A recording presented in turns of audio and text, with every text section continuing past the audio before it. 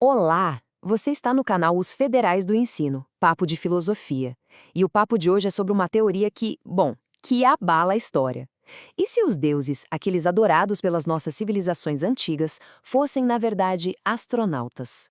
Pois é, a gente está falando do livro Éramos Deuses Astronautas, do Erich von Däniken, lá de 1968. E olha, essa obra não foi só um best-seller, não. Ela chegou chutando a porta, sabe? Questionou tudo o que a gente pensava que sabia sobre o nosso passado e deixou muito arqueólogo e historiador de cabelo em pé. E o mais legal é que o próprio von Däniken já sabia que estava cutucando onça com vara curta. Ele mesmo disse, a frase é forte, que para escrever o livro precisou de muita coragem e que para ler a gente também ia precisar. É um convite, né, para a gente abrir a mente e questionar. E é com essa coragem que a gente vai mergulhar nessas ideias. Então, para a gente entender bem essa teoria, vamos dividir nosso papo. Primeiro a gente vai pegar a ideia central: deuses ou astronautas. Depois vamos dar uma olhada nos enigmas do passado antigo, coisas que a história oficial, digamos assim, patina para explicar. Daí a gente entra de cabeça na hipótese extraterrestre e vê como ela bagunça com os textos sagrados.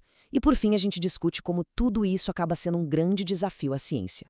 Ok, vamos começar pelo começo. A premissa do von Däniken é, na verdade, bem simples. Pensa só, a nossa história, aquela que a gente aprende nos livros, cobre um pedacinho de nada do tempo total que o ser humano está por aqui. E aí fica a pergunta no ar: o que rolou antes? É isso.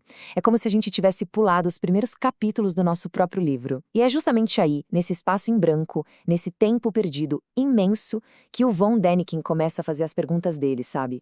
Apontando para um monte de mistérios que, vamos ser sinceros, a ciência até hoje coça a cabeça para explicar.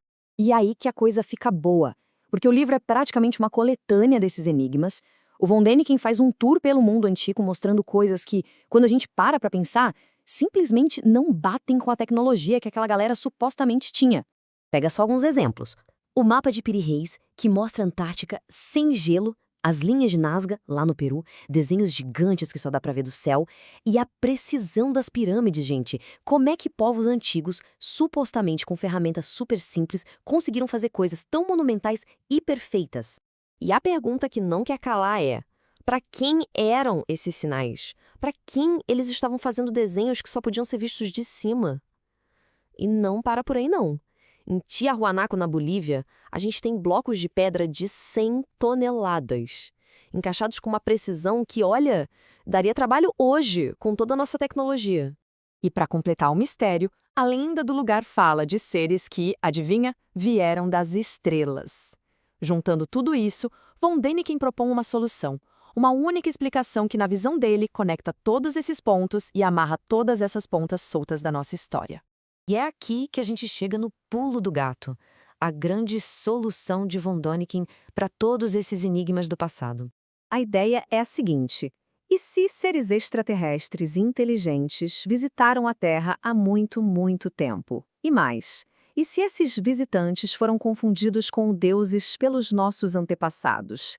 E não só isso, mas que eles influenciaram diretamente o nosso desenvolvimento, tanto tecnológico quanto biológico. É uma afirmação bem forte, né? Ele basicamente diz que esses estranhos do espaço não só nos visitaram, como também deram uma mãozinha na nossa evolução, criando um novo Homo sapiens. Pode parecer uma viagem, mas o mais interessante é como essa hipótese vira uma lente para reler histórias que a gente achava que já conhecia de cor. E é aí que a gente entra em outro campo fascinante: a releitura dos mitos e das religiões.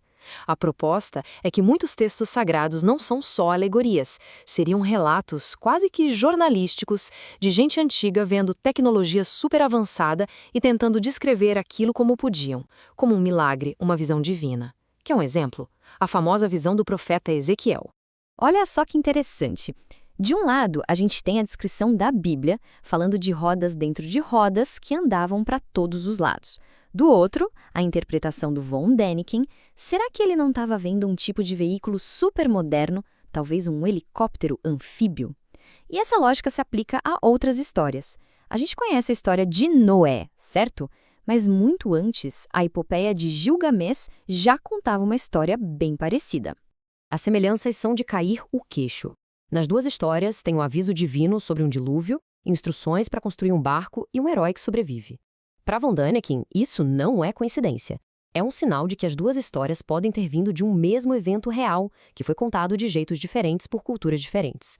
E o mais impressionante é que esse padrão não está só no Oriente Médio. Ele aparece no mundo inteiro. Na Índia, textos antigos falam das Vimanas, que seriam naves voadoras. No Egito, o deus Ra viajava pelo céu no seu barco do sol. Nas Américas, a lenda de Viracocha. Então, com tudo isso na mesa, a pergunta é: isso é ciência ou só imaginação? E é aqui que a gente precisa entender a proposta do livro. O próprio autor se defende, dizendo que o que ele faz não é ciência tradicional, mas um desafio a ela. É uma provocação, um convite para que o pensamento científico se arrisque mais. Essa ideia de especulação científica é fundamental. Não é sobre ter a prova definitiva, mas sobre levantar hipóteses ousadas para explicar o que ainda não tem explicação. É quase como dizer: olha, a ciência consagrada não está dando conta de responder a tudo isso. Será que não está na hora de pensar em outras possibilidades, por mais malucas que pareçam? E essa citação final do livro resume tudo. A ideia não é simplesmente aceitar a tese dele, mas sim o desafio de continuar pesquisando, de imaginar novas hipóteses. É um chamado para não se contentar com não sei, ou com explicações que não convencem. Porque, no fim das contas, o que o livro faz não é dar uma resposta, mas sim deixar uma pergunta gigantesca. E se nós nunca estivemos sozinhos? Essa é a grande provocação que fica no ar. Federais do Ensino, um papo melhor para um mundo melhor. Produzido por o J. Nascimento. Se você gostou deste conteúdo, deixe seu like e siga as nossas redes sociais. Federais do Ensino, papofilosofia@gmail.com.